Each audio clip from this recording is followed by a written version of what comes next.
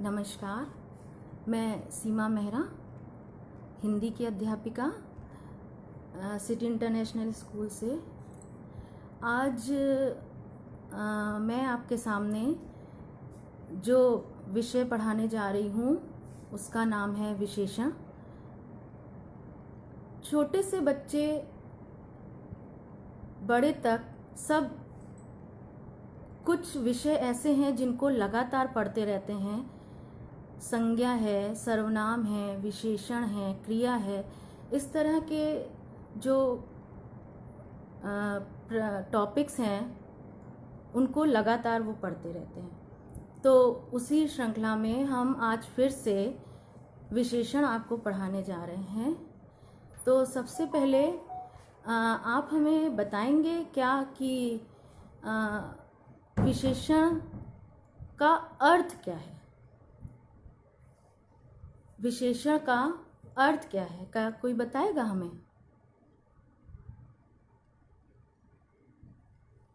इसको करना है क्या? नहीं आ पाएगा कोई, आपने कुछ नहीं करना। क्या विशेषण बताएगा कोई? नहीं। तो हम बता रहे हैं आपको कि जो विशेषता बताते हैं उन शब्दों को हम विशेषण कहते हैं। जो शब्द विशेषता बताते हैं उन्हें हम विशेषण कहते हैं। और जिन संज्ञा या सर्वनाम शब्दों की विशेषता बताते हैं उनको हम विशेषण कहते हैं। जिन भी संज्ञा या सर्वनाम शब्दों की हम विशेषता बता रहे हैं उनको हम विशेषण कहते हैं। जैसे मोहन दयालु है, तो यहाँ पर दयालु विशेषण है और मोहन संज्ञा है, तो हमें विशेषता पता चल रही है कि दयालु है, तो मोहन दयालु है। इस तरह से सीता सुंदर है, तो सुंदर विशेषता है उसकी, तो विशेषण हो गया सुंदर, और सीता उस संज्ञा शब्द हो गई। इसी प्रकार हम विशेष्य और विशेषता पढ़ते हैं। तो विशेष्य क्या होता है? जिस भी शब्द की विशेषता बताई जा रही है उसको हम विशेष्य कहते हैं। जैसे राम बुद्धिमान लड़का है, तो यहाँ पर बुद्धिमान जो है विशेषण है और विशेषता क्या हुई? बुद्धिमान विशेषण, और विशेष्य क्या हुआ? लड़का। किसकी विशेषता बताई जा रही है? लड़के की। तो लड़का कैसा है? बुद्धिमान है। इस प्रकार रमेश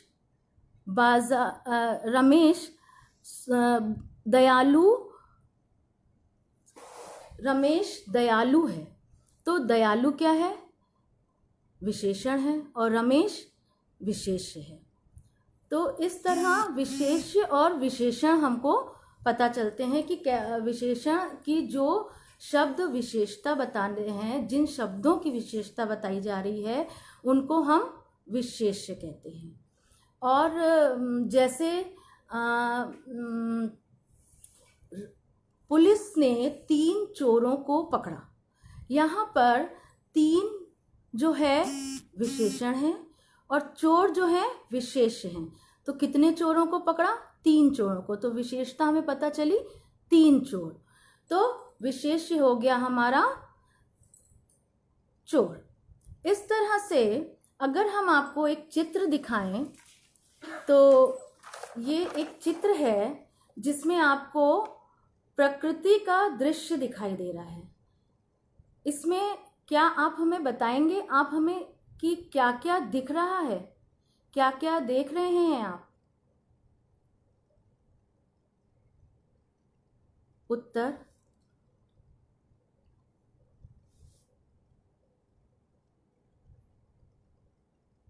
एनीवन प्लीज। इस चित्र में आपको क्या क्या दिख रहा है?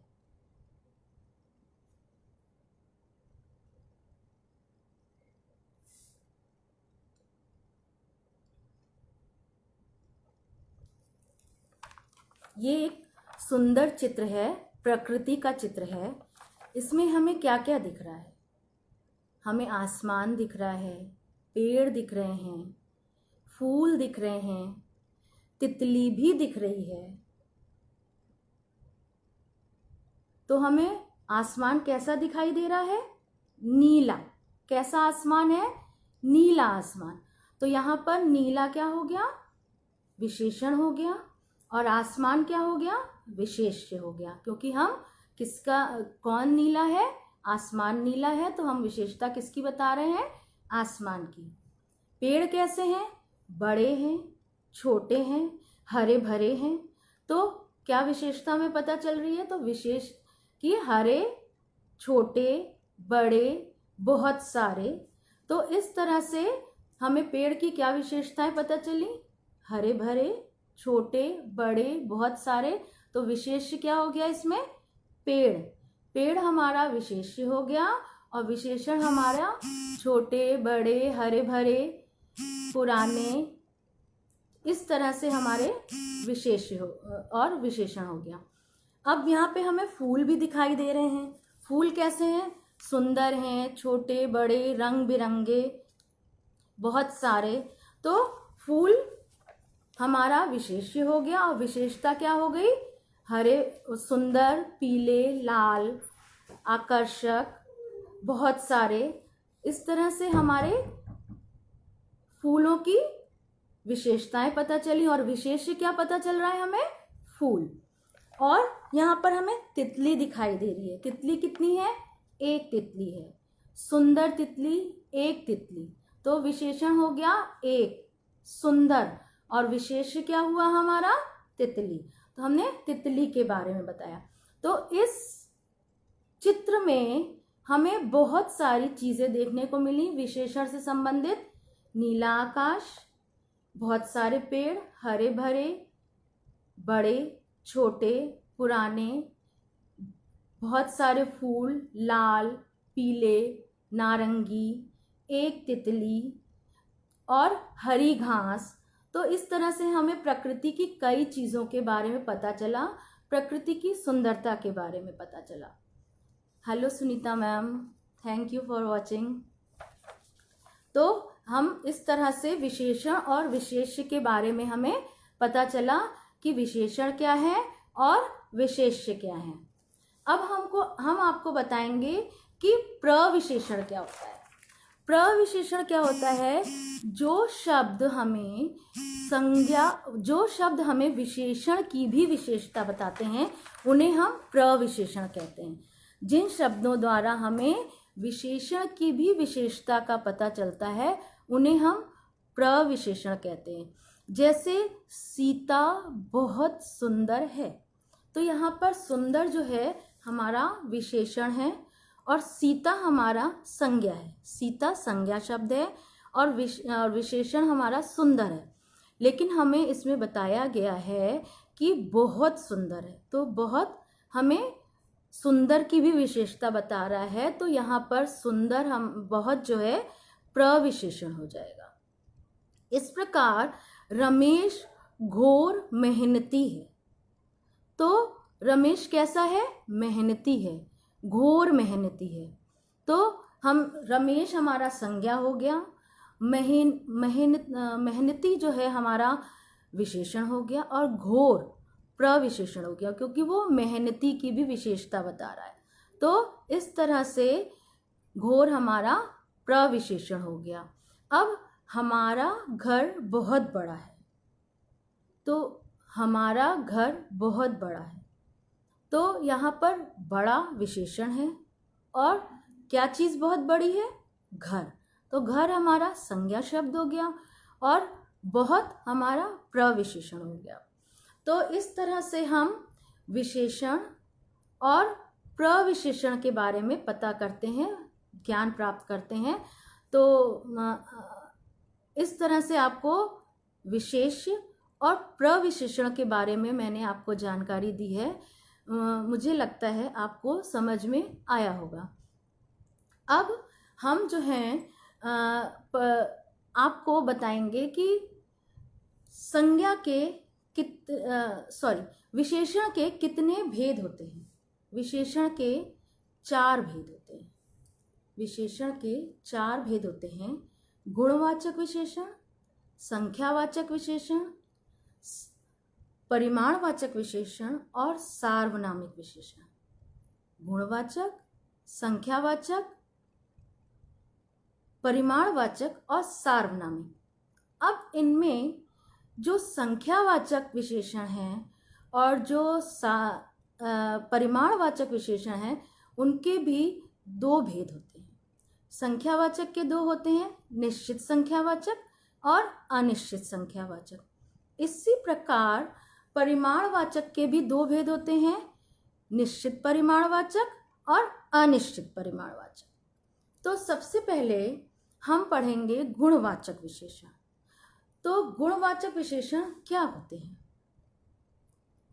गुणवाचक विशेषण क्या होते हैं, कोई मुझे बताएगा? आंसर? गुणवाचक विशेषण किसे कहते हैं?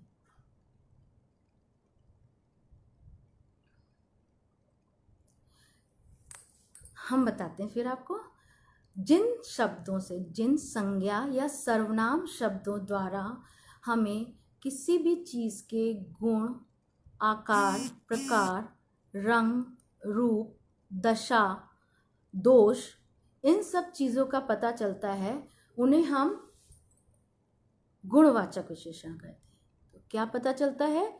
गुण का पता चलता है कि कैसा है उसका रंग, उसका आकार, उसका प्रकार, दशा, दोष, जिन चीज़ों से इन चीज़ों का ज्ञान होता है, जिन चीज़ों से, उन्हें हम गुणवाचक विशेषण कहते हैं। अब गुणवाचक विशेषण के बहुत से उदाहरण हैं, जैसे सीता बुद्धिमान लड़की है, तो बुद्धिमान गुण का प्रतीक है, उसका गुण बता रहा है कि सीता बुद्धिमान है। अब इस प्रकार हम आपको एक दो चित्र दिखाएंगे, उसमें आप बताइए। जैसे ये हमारे पास एक सेब का चित्र है, इस चित्र को देखकर आपको इनके किन गुणों का पता चल रहा है, इसमें क्या क्या गुण हैं? क्या आंसर मिलेगा? कोई बताएगा?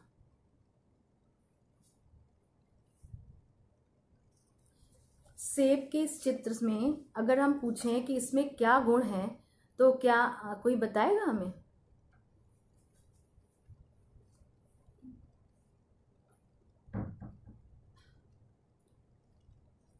सेब कैसा है? सेब गोल है, सेब लाल है, सेब रसीला है, सेब मीठा है, सेब पौष्टिक है।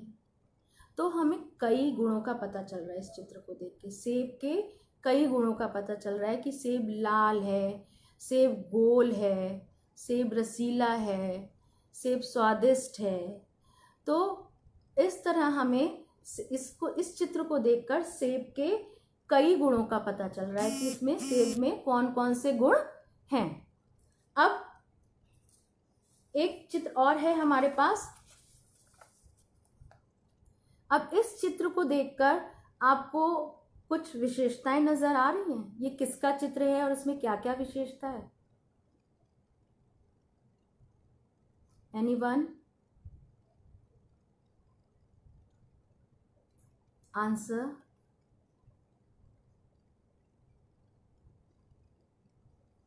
ये चित्र किसका है? छोटा सा पपी है। तो ये कैसा है? ये सफेद है, ये छोटा है, ये प्यारा है, ये नटखट है, कुछ भी कह सकते हैं। इसकी कई विशेषताएं बता सकते हैं, छोटा, प्यारा, सफेद, नटखट। तो इस तरह से हमें इस छोटे से पपी की भी कई विशेषताएं पता चली कि इसमें क्या क्या विशेषताएं हैं। अब एक और चित्र है मेरे पास। ये किसका चित्र है?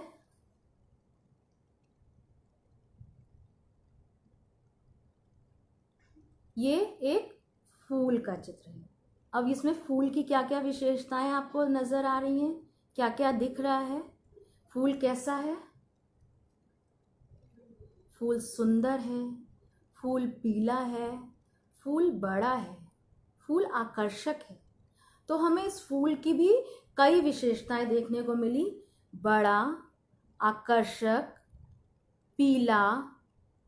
तो इस तरह से हमें इस फूल की भी कई विशेषताएं जानने को मिली। तो इस तरह से हमने इन चित्रों के माध्यम से गुणवाचक विशेषण को समझा कि गुणवाचक विशेषण क्या है, कैसे हम गुणों की पहचान करते हैं। और एक ट्रिक और है गुणवाचक पहचानने की। अगर हम वाक्य में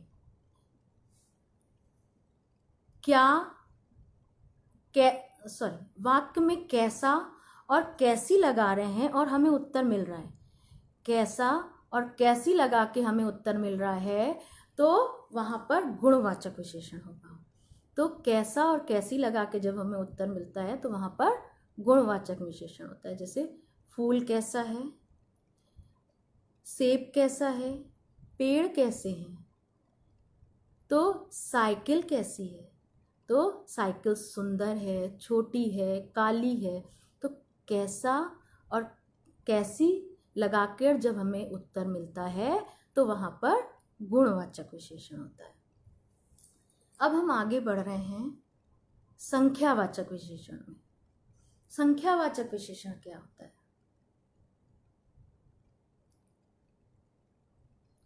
संख्यावाचक विशेषण क्या होता है?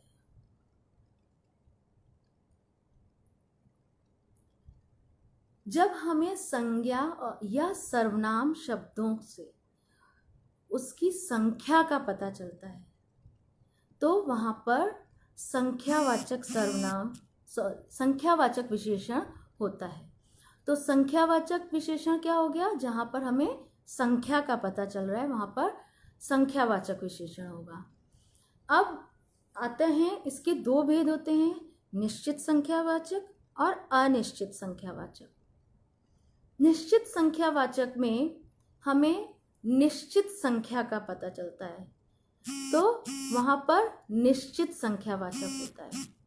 अब निश्चित संख्यावाचक का ज्ञान कराने के लिए हम आपको एक छोटी सी कहानी सुनाएंगे जिसमें कई संख्याओं को बताया गया है। कई संख्याएं आएंगी उस कहानी के बीच में और आपको ये बताना है, लास्ट में हम आपसे जब पूछेंगे आपको ये बताना है कि इस कहानी में कितनी संख्याओं का प्रयोग किया गया है। तो शुरू करें कहानी। सब लोग पुराने ज़माने में सबको पता है कि कितने युग, 4 युग होते हैं। कितने युग हैं? 4। सबसे पहले सतयुग, फिर त्रेता युग, फिर द्वापर और अभी जो चल रहा है कलयुग। तो सतयुग, त्रेता, द्वापर और अभी चल रहा है कलयुग। तो हम बात करते हैं त्रेता युग की। तो त्रेता युग में एक बहुत महान राजा थे जिनका नाम था दशरथ। एक राजा थे जिनका नाम था दशरथ। दशरथ के 3 रानियां थीं। कितनी रानियां थीं? 3। कौशल्या, सुमित्रा और कैकेयी, उनकी 3 रानियां थीं और उनके 4 पुत्र थे। 4 पुत्र राम, लक्ष्मण, भरत और शत्रुघ्न। एक राजा थे, 3 रानियां थीं और उनके 4 पुत्र थे। जब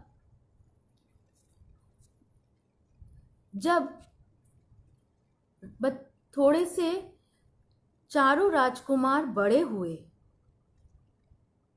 समय बीतता गया।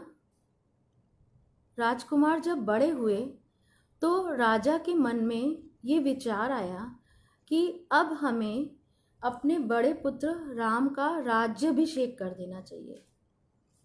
तो उन्होंने सोचा कि राम का राज्याभिषेक कर देते हैं। जब ये बात कैकेयी को पता चली तो कैकेयी बहुत नाराज हुई और उसने अपने राजा दशरथ से 2 वरदान मांगे। कितने वरदान? 2 वरदान मांगे। वो 2 वरदान क्या थे? पहला, भरत के लिए राजगद्दी और दूसरा, राम को 14 वर्ष का वनवास। तो इस तरह से कहानी में कितनी संख्याओं का प्रयोग हुआ है ये आप हमें बताइए कि कितनी बार मैंने संख्याएं बोली थी।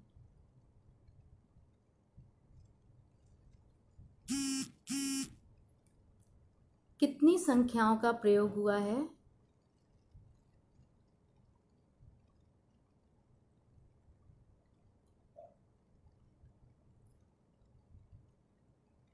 इस कहानी में मैंने कितनी संख्याओं का प्रयोग किया है?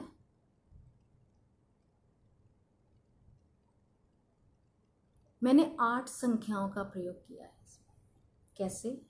सबसे पहले 4 युग, 1 राजा, 3 रानियां, 4 पुत्र, 2 वरदान। पहला, भरत को राजगद्दी। दूसरा, 14 वर्ष का वनवास। तो कितने मैंने संख्याओं का प्रयोग किया? कितने? 1, 2, 3, 4, 5, 6, 7, 8। तो 8 संख्याएं। इस कहानी में 8 संख्याओं का प्रयोग किया गया है। 4 युग, 1 राजा, 3 रानियां, 4 पुत्र, 2 वरदान। पहला वरदान, दूसरा वरदान, 14 वर्ष। तो इस तरह से हमने यहाँ पर 8 संख्याओं का प्रयोग किया है। तो इस तरह से आपको निश्चित संख्यावाचक अच्छे से समझ में आ गया होगा कि निश्चित संख्यावाचक कैसे पहचानते हैं हम। अब हम आते हैं अनिश्चित संख्यावाचक पर। अनिश्चित संख्यावाचक जहाँ पर संख्या निश्चित नहीं होती है वो अनिश्चित संख्यावाचक होता है। जैसे कुछ, बहुत सारे, इस तरह के जहाँ पे शब्द आ रहे हैं, जहाँ पे हम समान चीज़ों के लिए प्रयोग कर रहे हैं, वो अनिश्चित संख्यावाचक शब्द कहलाते हैं। जैसे हमारे पास यहाँ पर कुछ पेन हैं, यहाँ पर आप देख रहे हैं बहुत सारे पेन हैं, तो इनकी कोई संख्या नहीं है, ऐसे ही रखे हैं। तो ढेर सारे पेन हैं, बहुत सारे पेन हैं, तो ये अनिश्चित संख्यावाचक का भेद करा रहे, जिस हमको बोध करा रहे हैं कि ये अनिश्चित है यहाँ पर, क्योंकि हमें इसकी गिनती नहीं पता है। इसी प्रकार हमारे पास यहाँ पर कुछ पत्थर हैं चमकीले, जिनकी हमें गिनती नहीं पता है, ये हमें अनिश्चित संख्यावाचक का बोध करा रहे हैं कि जहाँ पर हमें उसकी गिनती का पता नहीं है कि वो कितने हैं, वो अनिश्चित संख्यावाचक। तो इस प्रकार से हम देखते हैं कि जहाँ पर संख्या का हमें सही से बोध हो रहा है वो निश्चित संख्यावाचक है, और जहाँ पर हमें गिनती का बोध नहीं हो रहा है, संख्या का बोध नहीं हो रहा है, वो अनिश्चित संख्यावाचक के अंतर्गत आता है। थैंक यू कनु, Rita, thank you very much. अब आगे बढ़ते हैं हम परिमाणवाचक विशेषण पे। परिमाणवाचक विशेषण क्या होता है? जहाँ पर हम माप तोल का इस्तेमाल करते हैं। जिन चीज़ों के लिए हम माप तोल का इस्तेमाल करते हैं वहाँ पर परिमाणवाचक विशेषण होता है। जैसे किलो, किलोमीटर, सेंटीमीटर, मीटर, वर्ग फीट, ग्राम, और इसी तरह से और भी बहुत सारी हैं जो जिनसे हम माप तोल को नापते हैं, तो वहाँ पर हम परिमाणवाचक विशेषण का प्रयोग करते हैं। तो अब मेरे पास कुछ चीज़ें हैं, जैसे ये हमारे पास एक दाल का पैकेट है जिसमें हमारे पास उसकी नाप हमें पता है कि ये 1 किलो दाल है। तो यहाँ पर निश्चित है कि ये 1 किलो ही है, ये 1 किलो दाल है, तो ये निश्चित परिमाणवाचक का बोध करा रही है कि इसमें 1 किलो ही दाल है, जिससे हमें पता चल रहा है इसमें 1 किलो है। दूसरा, हमारे पास यहाँ पर एक मसाले का पैकेट है जिसमें 100 ग्राम मसाला है, तो हमें इसमें निश्चित है कि 100 ग्राम ही मसाला है, तो ये निश्चित परिमाणवाचक का बोध करा रहा है कि ये निश्चित है इसमें कि इसमें 100 ग्राम ही मसाला है। अब यहाँ पर एक हमारे पास बॉडी लोशन है, तो ये भी हमें बोध करा रहा है कि इसमें 60 ml, जो ये बॉटल है उसमें 60 ml लिक्विड है, जो तरल पदार्थ है वो जो है 60 ml है। तो हमें इससे इसकी निश्चित मात्रा का पता चल रहा है कि यहाँ पर निश्चित है ये कि इसमें 60 ml है, यहाँ पर 1 किलो है या 100 ग्राम है। तो ये हमें निश्चित पता चल रहा है कि इसमें इतना ही है, इसकी क्वांटिटी निश्चित है, जो माप है निश्चित है। अब कुछ ऐसी चीज़ें होती हैं जिसमें हमें माप तोल नहीं पता होती है, वो अनिश्चित परिमाणवाचक के अंतर्गत आते हैं, जैसे कुछ, थोड़ा, इस तरह के जो शब्द हैं वो अनिश्चित परिमाणवाचक के अंतर्गत आते हैं। अब जैसे मेरे पास यहाँ पर एक बोल में, एक कटोरी में थोड़ी चीनी है, तो ये चीनी, इसकी हमें माप नहीं पता है कि इसमें कितनी चीनी है, तो ये अनिश्चित परिमाणवाचक के अंतर्गत आएगी। कुछ भी हो सकती है, 25 ग्राम, 50 ग्राम, 100 ग्राम, हमें माप इसकी नहीं पता है, तो ये हमारी अनिश्चित परिमाणवाचक के अंतर्गत आएगी। इसी प्रकार हमारे पास कुछ चावल हैं जिसकी माप हमें नहीं पता है कि इसमें कितने चावल हैं, तो इसको हम अनिश्चित परिमाणवाचक के अंतर्गत रखेंगे, क्योंकि हमें जिसकी माप तोल नहीं पता होती है वो अनिश्चित परिमाणवाचक के अंतर्गत आता है। अब इस ग्लास में कितना पानी है ये भी हमको नहीं पता, क्योंकि हमें इसको माप तोल नहीं पता, लेकिन इस ग्लास में काफ़ी पानी है, पूरा भरा हुआ है, तो इस ग्लास में कितना पानी है ये भी हमें नहीं पता है, तो ये अनिश्चित परिमाणवाचक के अंतर्गत आएगा।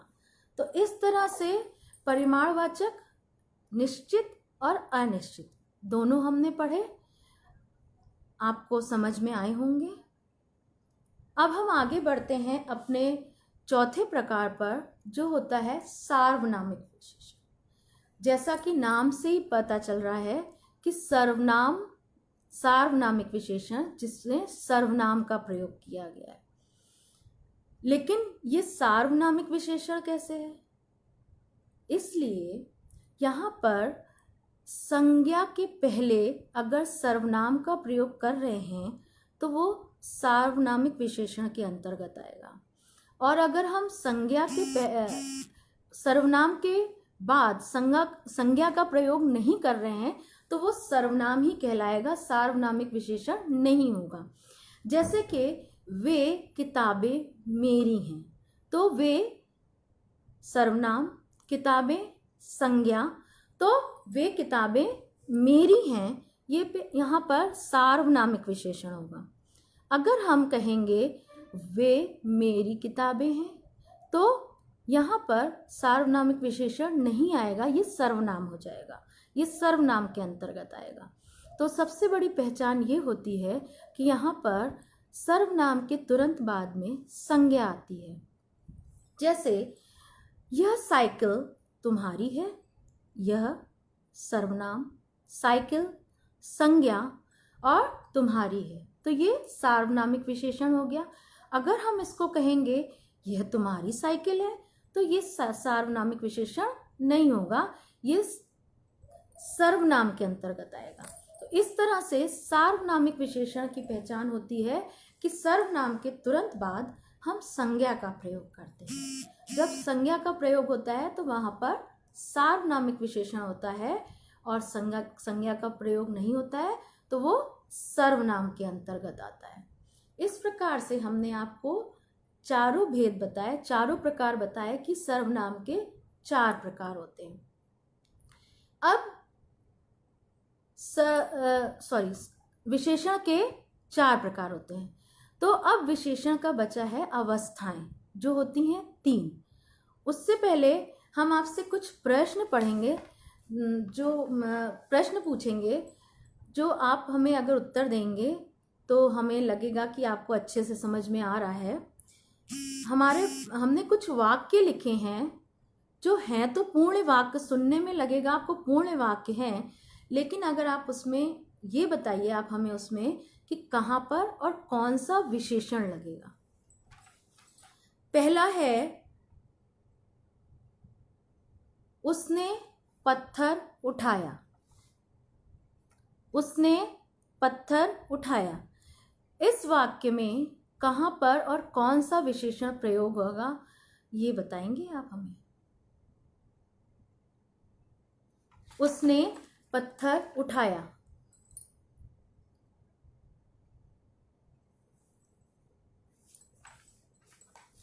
उसने भारी पत्थर उठाया, उसने हल्का पत्थर उठाया, उसने चमकीला पत्थर उठाया, उसने छोटा पत्थर उठाया, उसने बड़ा पत्थर उठाया।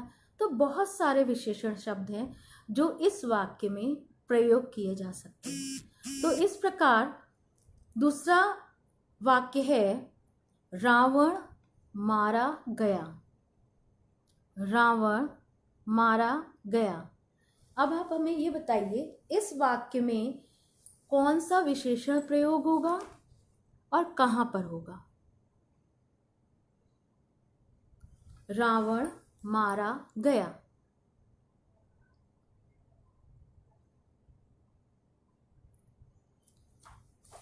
अहंकारी रावण मारा गया, क्योंकि रावण में बहुत ज्यादा अहंकार था, अहम था, इसलिए हम यहाँ पर अहंकारी शब्द का प्रयोग कर सकते हैं और अहंकारी रावण मारा गया, तो अहंकारी विशेषण हो गया। इस प्रकार से एक और है, उसके हाथ में फूल है। उसके हाथ में फूल है।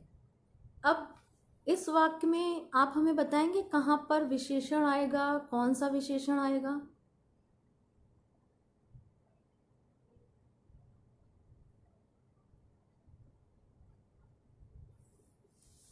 उसके हाथ में लाल फूल है, उसके हाथ में पीला फूल है, उसके हाथ में छोटा फूल है, उसके हाथ में सुंदर फूल है, उसके हाथ में बड़ा फूल है।